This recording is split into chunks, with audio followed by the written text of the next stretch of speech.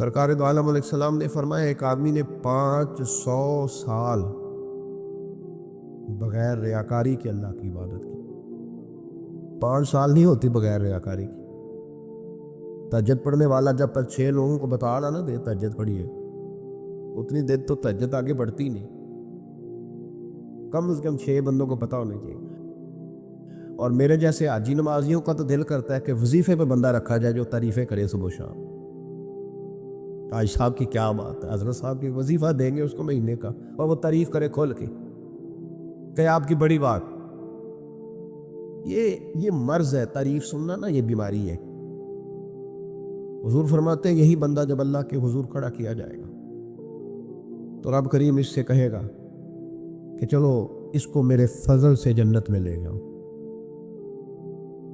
تو عرض کرے گا مالک فضل تو ٹھیک ہے پر 500 سال لگائے میں نے.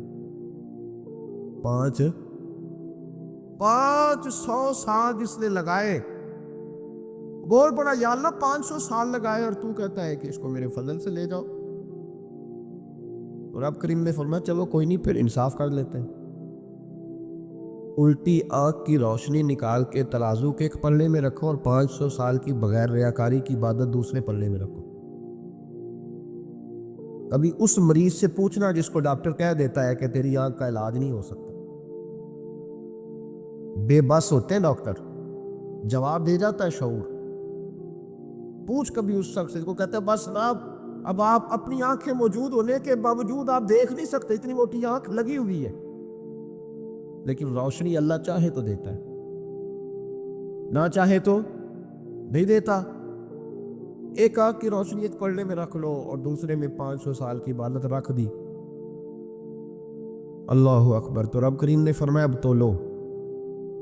جب تولی تو وہ عبادت تھوڑی تھی اور ایک نعمت زیادہ تھی. اللہ نے فرمایا یہ تو بھئی اس کو تو 500 سال دیے تھے، یہ تو ایک نعمت کا شکر نہیں ادا کر سکا، پکڑو اس کو دوزخ میں ڈالو.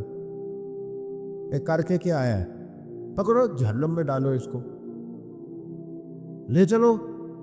ترمذی شریف کے لفظ ہے، نبی پاک نے ہمیں سمجھایا اور ایک جملے میں ساری بات ختم کر دی. حضور فرمانے لگے تو اللہ کی تھوڑے دیے ہوئے رزق پہ راضی ہو جا، وہ بھی تیری تھوڑی عبادت سے راضی ہو جائے گا. اور اگر تیرا پروگرام ہے نا لمبی چوڑی جائیدادوں کا تو پھر سجدے بھی لمبے کر، پر لمبے کر میں تو بھی. یہ کیا بات ہوئی، آج اتنی دولت بڑھتی جاتی ہے عبادت سکڑتی جاتی ہے، وقت ہی نہیں، ٹائم ہی نہیں. یہ بڑھا پھر. تو جب دوزخ میں جانے لگا نا تو پھر خیال آیا، تو حضور فرما کے استغفار کرنے لگا. کہنے لگا اللہ میں بھول گیا تھا، اللہ مجھے غلطی لگ گئی. استغفار کر رہا. تو جب اس نے استغفار کیا تو رب کریم تو پہلے ہی بڑا قبول کرنے والا ہے. یا اللہ میں بھول گیا، تو فرمایا چلو جو استغفار کرے اسے تو میں ویسے ہی معاف کر دیا کرتا ہوں. ایک صحابی چڑیا کے بچے اٹھا کے لے آئے. وہ چڑیا شکایت لے کے آئی اور حضور کے کندھے پہ بیٹھ کر شکایت کرنے لگی کہ حضور آپ کے صحابی نے میرے بچے اٹھا لیے. بات تو چڑیا کے بچوں کی ہو رہی تھی نا. تو رسول کریم فرمانے لگے اس کے بچے چھوڑ دو. اور پھر حضور فرمانے لگے دیکھو یہ چڑیا اپنے بچوں سے کتنا پیار کرتی ہے. جب چڑیا اتنا پیار کرتی ہے تو رب اپنے بندوں سے کتنا پیار کرتا ہو. اللہ کتنی رحمت والا ہوگا. یعنی ہر بات میں رسول کریم نا، ہر بات میں اللہ کی رحمت کا ذکر. ایک جنگ کا موقع ہے تو صحابہ کرام علیہ رضوان فرماتے ہیں کہ دوران جنگ ایک عورت کا بچہ کھو گیا اور بچہ بھی دودھ پیتا تھا. دودھ پیتا بچہ کچھ دیر ملے نا تو ماں کی چھاتیوں میں دودھ جوش مارتا ہے. دودھ پیتا بچہ کھو گیا تو عورت دیوانوں کی طرح، مجذوبوں کی طرح بچہ تلاش کرتی. میرا بچہ، کبھی ادھر جاتی ہے کبھی ادھر جاتی ہے، ڈھونڈتی ہے، تلاش کرتی، پریشان ہوتی. میرے رسول کریم کی نظر پڑ گئی، حضور کی نظر رحمت ہو گئی. تو محبوب فرمانے لگے صحابہ بتاؤ اس کا بچہ ڈھونڈو. ایک صحابی کہنے لگے حضور مجھے پتا ہے کہاں ہے، ابھی ملوا دیتا ہوں. تو حضور نے فرمایا یہ اپنے بچے سے کتنا پیار کرتی. عرض کی حضور نہ کوئی ماپ سکتا ہے، نہ کوئی تول سکتا ہے، نہ کوئی اندازہ کر سکتا ہے. حضور کی آنکھوں میں آنسو آ گئے. فرمایا اب ذرا ایک بات تو بتاؤ. یا رسول اللہ پوچھیے. فرمایا اگر اس کا بچہ اسے مل جائے تو یہ اسے آگ میں ڈالے گی. تو صحابہ عرض کرنے لگے حضور ہو ہی نہیں سکتا. یہ تو گرم ہوا نہیں لگنے دے گی. تو حضور فرمانے لگے میرا رب اس سے بہت بڑھ کر اپنے بندوں سے محبت کرنے والا اور اس سے بہت بڑھ کر اپنے بندوں پہ رحم کرنے والا ہے. وہ بھی چاہتا نہیں کہ اس کے بندے جہنم میں جائیں. امام غزالی نے بڑی خوبصورت روایت لکھی. حضرت ابو ہریرہ رضی اللہ تعالیٰ عنہ فرماتے ہیں کہ ہم لوگ بیٹھے تھے تو یکا یک ایک دیہاتی عرابی آیا, یکا یک اندر داخل ہوا. السلام علیکم کہا. بندہ بڑا سادہ تھا, یہ بھی نہیں پوچھا کہ باتیں کیا ہو رہی تھی, کوئی سوال جواب نہیں. سلام لینے کے فوراً بعد عرض کرتا یا رسول اللہ ایک مسئلہ پوچھنا تھا. کہتے ہم حیران ہو گئے کہ یار پہلے پوچھ تو لے, پہلے کیا بات ہو رہی, آتے ہی اپنی چھیڑ دی ہے. ایک مسئلہ پوچھنا تو حضور نے فرمایا پوچھو. عرض کرنے لگا حضور یہ بتائے قیامت والے دن حساب کس نے لینا ہے؟ محبوب مسکرائے, فرمایا بولے آدمی سادی سی بات ہے, حساب اللہ نے لینا ہے. کہتے وہ بات سن کے نا تو چل پڑا, جواب سن کے تو چل پڑا, رکا ہی نہیں. تو حضور نے فرمایا ٹھہر تو جا, پہلے تو آیا ہے, سلام لی ہے, بات بھی کوئی نہیں کرنے دی, دھڑام سے اندر داخل ہوا ہے اور سوال کا جواب لیا اور پھر تو نے تبصرہ ہی نہیں کیا تو نکل گیا ہے. یا رسول اللہ حکم کرے. فرمایا کیا پوچھ رہا تھا؟ حضور پوچھا ہے کہ حساب کون لے گا. تو حضور فرمانے لگے میں نے بتایا اللہ لے گا. تو بولا کیوں نہیں؟ کہنے لگا یا رسول اللہ بس اتنا ہی پتہ کرنا تھا, اگر اللہ نے حساب لینا ہے تو پھر ہم نے باچی جانا ہے انشاءاللہ. تو پھر باچی جانا ہے. تو حضور فرمانے لگے کس طرح؟ کہنے لگا یا رسول اللہ جب وہ کریم غالب آئے گا نا, جب اس کا غلبہ آئے گا تو وہ بڑا کریم ہے, اس نے معاف ہی کرنا ہے, اس نے معاف ہی کرنا ہے, اس نے کرم ہی کرنا ہے. عدل کرے تے تھر تھر کمبل, عدل کریں تے پھر تھر تھر کمبل, اچیاں شانہ والے تے فضل کرے تے بخشے جاون میرے جائے منہ کالے.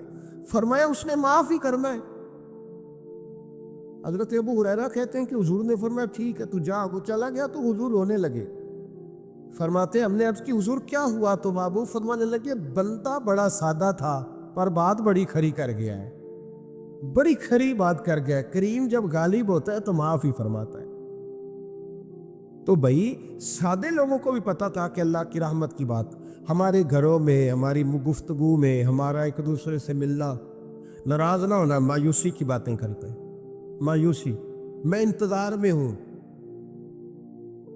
میں انتظار میں ہوں کہ کوئی بندہ مجھے ملے اور آ کے کہے میں بڑا راضی ہوں, بتائے اللہ کا شکر کیسے کر دوں. میں انتظار میں ہوں, اتنے سالوں میں مجھے بندہ کوئی نہیں ملا, جو ملا اس نے یہی کہا پریشان بڑا ہوں دعا کر دے. بڑی اذیت ہے, سب سے زیادہ میں ہی تنگ ہوں. کچھ کرے, کوئی وظیفہ بتائے, کوئی تعویذ دے, کوئی ملے نا یار, کوئی ملے, کوئی کہے کہ الحمدللہ تعالی. اور میں نے تعلیم کے لیے صرف اور اظہار نعمت کے لیے, تشکر کے لیے کئی دفعہ آپ کے سامنے یہ کہا ہے کہ الحمدللہ جس طرح کے استاد مجھے ملے شاید کسی کو نہ ملے, اور میں نے اظہار تشکر کے طور پر کہا ہے پھر کس طرح کے شاگرد مجھے ملے ہیں اتنے اچھے فرما بردار شاید کسی کو نہ ملے, اور جس طرح کے سادے اور درویش ماں باپ اللہ نے مجھے عطا فرمائے. اب تو بڑا تیز لوگوں کا زمانہ ہے نا, شاید کہیں میسر آئے. اور میں کہا کرتا ہوں اتنے فرما بردار مرید بھی نہیں ملتے, لوگ تو کہتے ہیں فرما بردار نہیں ملتے. ہمیں الحمدللہ فرما بردار, تابع دار, ہر لحاظ سے اچھے ملے. اس کی وجہ یہ ہے کہ جیسے مرشد اللہ نے ہمیں عطا فرمایا ایسا کسی کو اللہ نے عطا, تو شکر کریں اللہ کی نعمتوں, شکر کریں. بس جہاں بیٹھیں گے جملے ٹوٹیں گے, جہاں بیٹھیں گے پریشانی. مجھے کچھ بندے ایسے ملتے ہیں دنیا میں جو صرف وہ اکیلے ہی ٹھیک ہیں, یعنی ابا جی نے بھی ظلم ہی کیا ساری زندگی, اماں نے بھی ظلم ہی کیا, استاد بھی سارے غلط مل گئے, اور ہر بندہ ہی انہیں, اور پھر بعد میں اولاد ملی تو نافرمان ہی مل گئی. تو میں کہتا ہوں یار یہ ہو نہیں سکتا. ویسے بہرحال چلو اگر تو کہتا ہے تو بات سمجھ میں آتی ہے کہ ہو سکتا ہے کوئی سانحہ ایسا ہو گیا ہو. اللہ کی رحمت کی بات کرے. میرے نبی کریم علیہ السلام نے فرمایا بندہ سادہ تھا پر بات پتے کی کر گیا. یہاں تک لکھا امام صفوری نے کہ قیامت کے دن اللہ ایک بندے کے لیے دوزخ کا حکم دے گا. بندہ جہنم کی طرف جا رہا ہے, فرشتے زنجیریں ڈال کے کھینچ کر لے جا رہے ہیں, بندہ جا رہا ہے دوزخ کی طرف. فرشتے کھینچتے ہیں تو پھر مڑ کے پیچھے دیکھتا ہے. نبی پاک علیہ السلام کی خدمت میں ایک صحابی آئے. بات مضبوط کر دوں, واقعہ سنایا ہے نا, تو کچھ لوگ سمجھتے ہیں کہ یہ واقعہ ہے, تو میں ایک حدیث پاک امام بہقی کی لکھی ہوئی عرض کرتا ہوں. نبی پاک علیہ السلام کے ایک صحابی آئے اور ان کا سر پھٹا ہوا تھا, خون بہ رہا تھا. سرکار نے فرمایا کیا ہوا؟ عرض کی حضور ایک عورت جا رہی تھی, میری نظر پڑی, ابھی نظر پڑی ہے کہ میرے آگے ستون آ گیا تو میرے سر پہ لگ گیا. نبی پاک صلی اللہ علیہ وسلم نے فرمایا تیرے لیے خوشخبری ہے, اگر دنیا میں تیری غلطی کی تجھے سزا ملی ہے تو پھر رب تجھے قیامت میں سزا نہیں دے گا. پھر اللہ قیامت میں سزا, بعض گناہ ایسے ہیں جن کی یہاں بھی سزا ملے گی اور وہاں بھی ملے, لیکن میرے بھائی پہلی بات یہ ہے کہ اللہ تعالیٰ اس غلطی کی یہی سزا دینے, اور دعا فرمائے اللہ تبارک و تعالیٰ یہاں بھی معافی عطا فرمائے وہاں بھی معافی عطا فرمائے, اللہ درگزر ہی فرمائے. لیکن میرے بھائی ایک تو یہ سزا یہ ہوتی ہے کہ انسان جب گناہ کرنے لگتا ہے تو اللہ نعمتوں کے دروازے کھولتا ہے, مہلت دیتا ہے. 500 سال تک فرعون کو مہلت دی. کتنے؟ یہاں جو 5 سال حکومت کر لیتا ہے وہ کہتا ہے سب سے قابل میں ہی ہوں, مجھے مہلت جو ملی ہوئی ہے. 500 سال مہلت دی اللہ تعالیٰ نے. اور فرعون کی قوم پر پتہ عذاب کس طرح کے آئے تھے؟ ٹڈیاں مسلط کر دی اللہ نے. یہ گھومتی نہیں چھوٹی سی, ہم اپنی زبان میں اس کو کچھ لوگ مختلف ناموں سے یاد کرتے ہیں, کوئی مکڑی کہتا ہے, کوئی کچھ کہتا ہے. مسلط کر دی, جاتی نہیں. ان پر بنی اسرائیل کے ان مقابل جو فرعون کی قوم تھی ان پر الزام اس طرح کا عذاب آیا کہ مینڈک مسلط کر دی اللہ تعالیٰ. برتن کھولتے تھے اندر مینڈک نکلتا تھا, دنیا کی ہر دوائی استعمال کرتے لیکن مینڈک نکل آتا تھا. تھوڑا سا سمجھا کرے چیزوں کو. ہمارے رنگ نہیں زیادہ گورے کہ ہم پر عذاب نہیں آتا. کوئی بہت زیادہ اللہ تعالیٰ معاف فرمائے دولت نہیں جمع کرا بیٹھے شاہی خزانے میں کہ ہم سے پوچھا نہیں جائے. یہ مہلت ہے, مہلت کو مہلت سمجھو. پھر جب پکڑ آتی ہے نا اللہ کریم کی, میں نے دیکھا ہے کروڑوں روپیہ 6 اولادیں. ایک شخص کے بچے باہر سے آ رہے تھے, وہ بندہ بیمار تھا, مجھے کہنے لگا حضرت جی دعا کریں میں ان کے آنے سے پہلے مر جاؤں ورنہ آ کے مجھے مار دیں گے. دعا کریں. اتنی بے سکونی, کروڑوں روپیہ پڑا ہے تو یہ عذاب نہیں؟ کوئی ضروری ہے کہ پتھر ہی برسیں گے تو سمجھ آئے گی؟ یہ جو سگا بیٹا بوڑھے باپ کے قریب سے گزر جاتا ہے سلام نہیں لیتا تو اس کو عذاب نہیں سمجھتے؟ یہ جو امت کی بیٹیاں, امت کی بچیاں, ہماری بچیاں ایک سال کے اندر 75,000 ہزار بچی ایک ڈویژن سے بھاگ کے شادی کر رہی ہے, ایک صوبے سے, تو اس کو آپ اللہ کا عذاب نہیں سمجھتے؟ یہ معمولی بات ہے. نہیں ہمارے رنگ ہو رہے ہیں, ہم بڑے سمارٹ ہیں. 1500 سال مہلت دی نوح علیہ السلام کی قوم کو. کتنے سال؟ بول کے بتائیے, بول کے دوبارہ بولیے. 1500 سال. کوئی آدمی اپنی سمارٹنس پہ خوش نہ ہو جائے کہ 20 سال ہو گئے میں تو نافرمانی بھی کر رہا ہوں, روٹی بھی پک رہی ہے, میں تو حرام بھی کھا رہا ہوں, پھر بھی سب ٹھیک ہے. 1500 سال مہلت دی. پھر حضرت نوح کہنے لگے اللہ میں نے تو بڑا سمجھایا, نہیں باز آتے. تو رب کریم نے فرمایا کشتی بناؤ. اللہ کے پیغمبر کشتی بنانے لگے تو قوم مذاق اڑانے لگے. اب کیا کرنے لگے ہو؟ اب کشتی بنانے لگے ہو, خیر تو ہے, قوم مذاق اڑا رہی ہے. حضرت نوح علیہ السلام کا آپ نے کشتی بنائی, پانی کہاں سے نکلا؟ نہ بارشیں ہوئی نہ سیلاب آئے. ایک تندور تھا, اس کے اندر سے پانی نکلنا شروع ہو. کبھی تندور سے بھی پانی نکلا ہے, پر جب نکالنے والا چاہتا ہے تو وہاں سے بھی ایک تندور سے پانی نکلا. اتنا نکلا, اتنا نکلا, اتنا نکلا کہ قوم ساری ڈوب گئی. قرآن مجید کے صفحات شہادت دیں گے کہ حضرت نوح کی قوم کا بچہ بہہ گیا. بچے صرف وہ تھے جو حضرت نوح کے ساتھ ہو گئے, تباہ ہو گئی. اللہ بے نیاز ہے, بے نیاز. 1500 سال مہلت ملے اور تو پھر بھی کہے رب بڑا کریم ہے معاف کر دے گا. 1500 سال تجھے گنجائش دے اور تو کہے کوئی نہیں, بات معافی ملنی چاہیے ابھی بھی. میرے بھائی، حضرت صالح علیہ السلام کی قوم، حضرت صالح نے تبلیغ شروع کی تو کہنے لگے پہلے معجزہ دکھاؤ. جی آج تو نہ لوگ معجزے مانگتے. آج بھی لوگ کرامتیں اور معجزے، اللہ معاف کرے، جو چیزیں معجزہ تو ہو نہیں نہ سکتا، لیکن آج بھی لوگ، آپ یقین کریں، کہتے ہیں یہ بڑی نمازیں پڑھتا ہے تو پھر بخشا کیوں نہیں گیا، پھر کیوں نہیں منو سلوا کیوں نہیں اترا اس پر، پھر میں بھی اسی طرح ہی ہوں، کیا اس کے اندر خوبی آ گئی؟ مولوی بھی ویسے ہی ہے، سوری بھی ویسے ہی ہے. لوگ مان نہیں رہے، وہ دلیلیں مان نہیں رہے، ابھی بھی لوگ بحث نہیں کرتے. کیا فرق آ گیا؟ ابھی ویسے ہی ہیں سارے. اللہ تعالیٰ سے ڈرنا چاہیے. ہمیں سامنے والے کی طرف دیکھ کر صحیح ہونے کا حکم نہیں ہے، ہمیں اپنی اصلاح کا حکم ہے. اپنی طرف دیکھ کے اپنے آپ کو ٹھیک کرنے کا. الزام لگا کے گزر جانا، اس کا کوئی مطلب ہے؟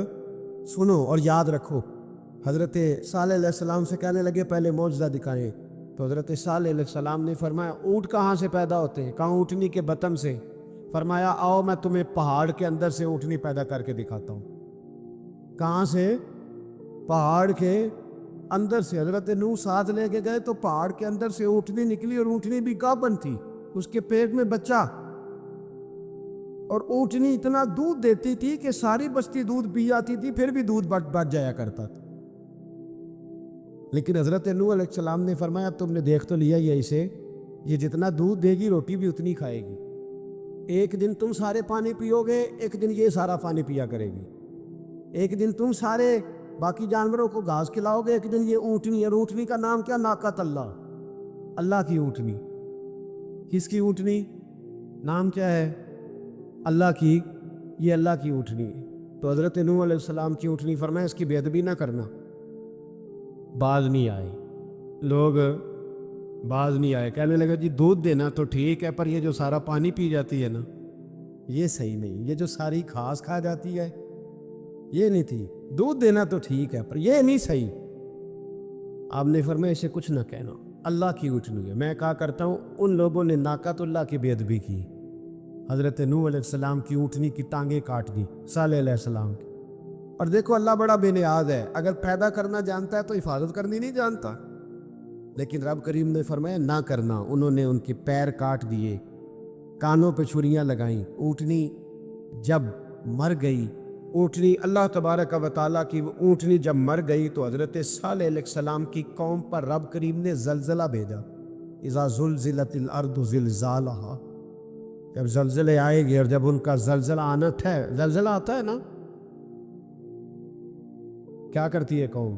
لا الہ الا اللہ، لا الہ الا اللہ، کلمے جاری ہو جاتے. بلکہ ایک دفعہ ایسا بھی ہوا کہ مسجدوں میں اعلان ہونے لگے زلزلہ آ رہا ہے. جو فجر کے لیے نہیں اٹھے زلزلے کے لیے وہ بھی اٹھ گئے. جن کا دعویٰ ہے نا میری سویرے آنکھ نہیں کھلتی، ان کی لگی نہیں کتنے گھنٹے، بعد میں بھی نہیں لگی. ٹی وی پہ اعلان ہوتے رہے کوئی نہیں آ رہا، سو جاؤ چپ کر کے. لیکن آنکھ لگی. موت سے تو ڈرتا ہے، اللہ سے ڈرتا ہی نہیں. موت کا خوف ہے، رب کا نہیں. زلزلہ آیا، ساری قوم تباہ ہو گئی. بتاؤ اگر ناقۃ اللہ کی گستاخی ہو تو اللہ ناراض ہو جاتا ہے، اور اگر اولیاء اللہ کی ہو، اگر اولیاء اللہ کی ہو تو رب ناراض نہیں ہوتا.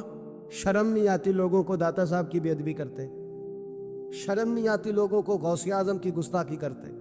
حیا نہیں آتی جنہوں نے دین پھیلایا ان کی بے ادبی؟ میں درد سے کہتا ہوں، رو کے کہتا ہوں. اور اگر کلیجہ پھٹ سکے تو میں دکھاؤں زخم کتنے.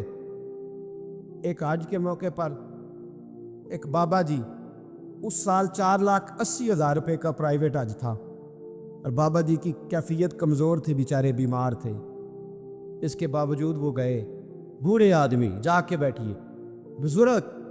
اور کتنی مشکل ہے وہاں منا، مزدلفہ، عرفات، طواف زیارت. کتنا مشکل کام ہے طواف زیارت کرنا، طواف وداع کرنا. کس کٹھن سے حج کیا، بڑھاپے میں پیسے بھی لگائے. اور جب وہ روضہ رسول پہ گئے صلی اللہ، اور انہوں نے جا کے نبی پاک صلی اللہ علیہ وسلم کے روضے کی طرف منہ کر کے درود شریف پڑھا تو ایک ملا نے اٹھ کے کہہ دیا تو مشرک ہے. تو میری روح کانپی. میں نے کہا تجھے شرم نہیں آئی، حیا نہیں آئی؟ اس کی عمر دیکھ، کس بڑھاپے میں کہاں سے چلا کہاں آیا. یہ مشرک ہوتا تو کسی مندر میں جاتا، یہ مشرک ہوتا تو کسی گرگے میں جاتا. یہ مشرک نہیں، یہ مومن ہے. اور یہ وہ والا مومن ہے جس کے سینے میں دل جب دھڑکتا ہے تو خالی دھڑکتا نہیں، ساتھ وہ محمد عربی پہ درود و سلام بھی پڑھتا ہے. شرم نہیں آتی لوگوں کو؟ اتنی بڑی گستاخی کرتے. جو روزہ رسول پہ آیا مشرک ہے. میں نے تو ایک مولوی کو صاف صاف کہا تھا، میں نے کہا اگر میں مشرک ہوں تو نکالو، مشرک کا داخلہ تو یہاں ویسے ہی منع ہے. شرم نہیں آتی؟ اپنی زبان کا ایک پاس کرو کچھ. اتنا ظلم، اتنی بڑی فرقہ واریت امت میں، اتنا امت کو تقسیم کرتے ہو، تمہیں شرم نہیں آتی؟ جہاں سے اتحاد کا پیغام دینا چاہیے وہاں سے تم لوگوں کو فرقے کا پیغام دیتے ہو، ایک مقصود فرقے کی تبلیغ کرتے ہو. خدا را تو میں کہہ رہا ہوں ناقت اللہ کی بے ادبی پہ عذاب آتا ہے، تولیہ اللہ کی بے ادبی پہ نہیں آتا. داتا صاحب ساری زندگی کی تبلیغ کرتے رہے، ایک آدمی نے اٹھ کے کہہ دیا جناب وہ تو شرک کا اڈا ہے، تو رب کریم ناراض نہیں ہوتا ان باتوں سے؟ ہمیں خیال کرنا چاہیے، اللہ سے ڈرنا چاہیے. ان چیزوں سے عذاب آتا ہے اور آ رہا ہے. اللہ تعالیٰ ہمیں محفوظ فرمائے. اتنا شکوہ ہے ہماری زندگی، آپ یقین کریں ان باتوں کی بھی دوست دعا کرانے آ جاتے ہیں جہاں دل کرتا ہے کہ انہیں سمجھائیں کہ یار نہ کہیں تو ٹھہرنا اپنے رب کی رضا. یاد رکھنا اللہ تعالیٰ نے نا انسان کو پیدا ہی مشقت میں کیا، یہ مشقت میں ہے. رب فرماتے میں نے اس کی پیدائش ہی، اس کا خمیر ہی مشقت والا بنایا. اللہ کریم نے قرآن مجید میں فرمایا لَقَدْ خَلَقْنَا الْإِنسَانَ فِي قَبَدٍ، فرمایا بے شک ہم نے آدمی کو مشقت میں رہتا ہوا پیدا کیا. پیدا ہی اس کو قبض کیا ہے، مشقت میں رہتا ہوں. اس نے مشقت کرنی، بچپن میں بھی مشقت. چلے کچھ تھوڑا سا آپ کو سمجھانے کے لیے بات کر لیتے ہیں. پرائمری اسکول میں جانا کتنا مشقت کا کام تھا. ساری رات لوگ منصوبہ نہیں بناتے تھے سویرے چھٹی کرنے کا. وہ کتنی بڑی مشقت کا کام تھا. جب 3 مہینے کی چھٹیاں ہوتی تھیں تو وہ اللہ کرے کوئی میں ایسا جملہ نہ بولوں، اساتذہ بڑے قابل احترام ہوتے ہیں، لیکن ہمارے جو استاد صاحب تھے نا وہ تو صرف ایک آدھ چیپٹر چھوڑتے تھے، باقی کہتے ساری کتابیں لکھ کے لے آنا. تو وہ جب وہ سبق دے رہے ہوتے تھے مشقت کا تو بندہ سوچتا تھا کہ چھٹیاں آرام کرنے ملیاں سانیاں یہ والی مصیبت کرنے کو ملی تھی. جہاں چھٹیوں پہ رہے ہوتے تھے مشقت بڑھ جاتی تھی.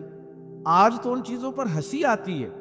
مشقت، جد و جہد، ہر لمحے جد و جہد، اور ہر مشقت اپنے ٹائم پر مشقت ہوتی. آج آپ سے کہا جائے بہت سارے لوگوں سے پرائمری کا امتحان دینا ہے تو آپ کہیں گے بائیں ہاتھ کا کھیل ہے. بھئی اب بائیں ہاتھ کا کھیل ہے، تب نہیں تھا. اور جو آج پرائمری کر رہے ہیں ان کے لیے بھی آج بائیں ہاتھ کا کھیل نہیں. ہر مشقت اپنے وقت پر مشقت رہتی. کسی وقت کسی چیز کا انتظام کرنا آپ کے لیے بڑا قابل تکلیف ہوتا ہے، آزمائش والا ہوتا ہے.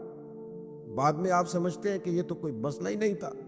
اللہ نے انسان کو مشقت، ہم نہ سکون ڈھونڈتے ہیں، بس ٹھیک ہے گھر بن گیا، بس ٹھیک ہے اب میں نے بچے پال لیے، بس ٹھیک ہے. او بھائی تو نے آگے بڑھنا ہے، تو نے مشقت کرنی ہے، جد و جہد میں رہنا ہے.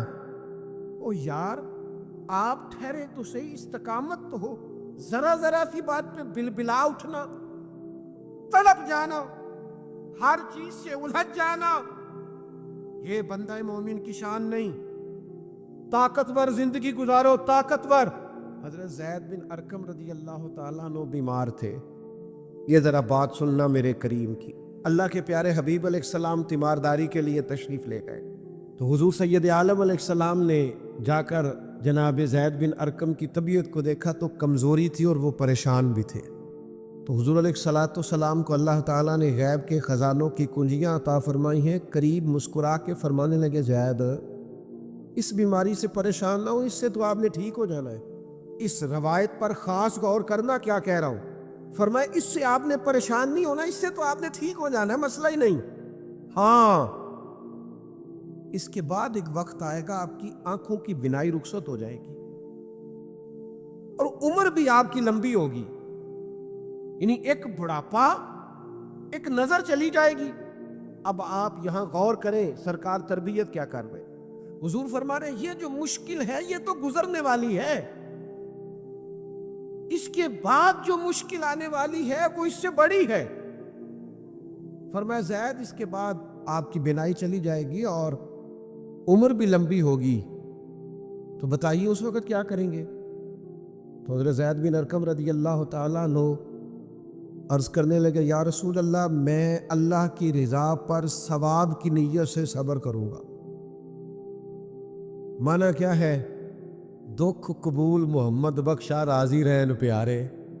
ٹھیک ہے اگر بینائی جائے گی اور بڑھاپا آئے گا تو قبول کریں گے، رب کی رضا کے لیے ثواب کی نیت سے صبر کریں گے۔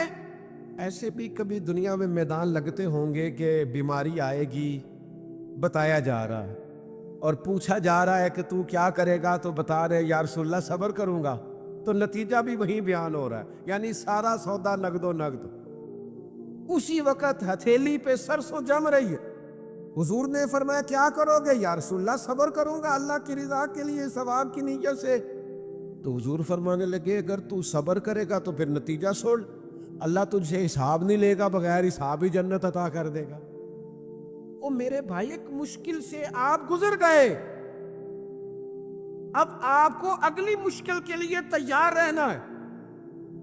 تھوڑے دن اگر سکھ سے جینا چاہتے ہو تو ایک ہی علاج ہے، ایک مالک کی رضا میں راضی رہو، نہ سمجھ آئے تو پھر کربلا والے امام حسین کی طرف دیکھنا، وہ نانا کے کندھوں پہ تھے پھر بھی بڑے خوش تھے، وہ ماں کی گود میں تھے پھر بھی بڑے خوش تھے، شیر خدا کی باہوں میں تھے پھر بھی بڑے خوش تھے، حسن کے ساتھ سفر حج پہ تو بھی بڑے راضی تھے، اور جس دن رجب کے مہینے میں مدینہ چھوڑ رہے تھے تو اس دن بھی کہہ رہے تھے مالک میں تیری رضا پہ راضی ہوں۔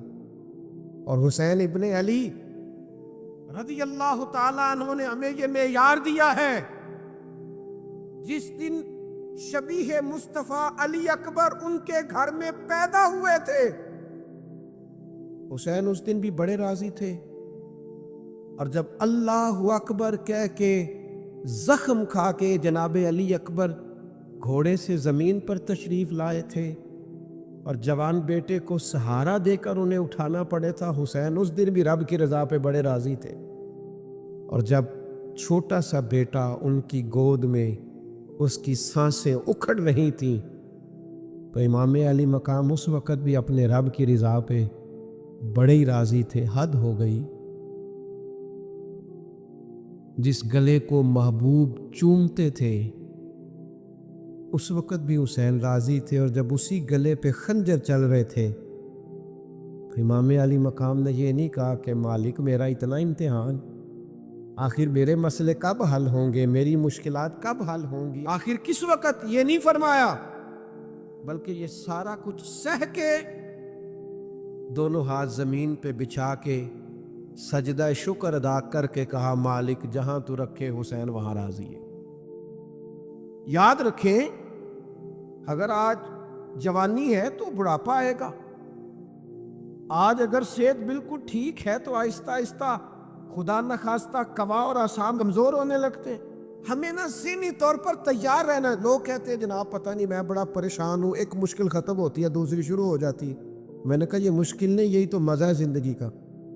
اللہ کہتا ہے میں نے تجھے مشقت میں پیدا کیا ہے، اور تو کہتا ہے کہ آسانی ہو جائے۔ اب یہ تو نہیں نہ ہوگا، جس نے جیسا پیدا کیا ہے بات تو اس قادر مطلق کی چلے گی، تیری نہیں چلے گی جب اس نے پیدا ہی مشقت میں کیا ہے۔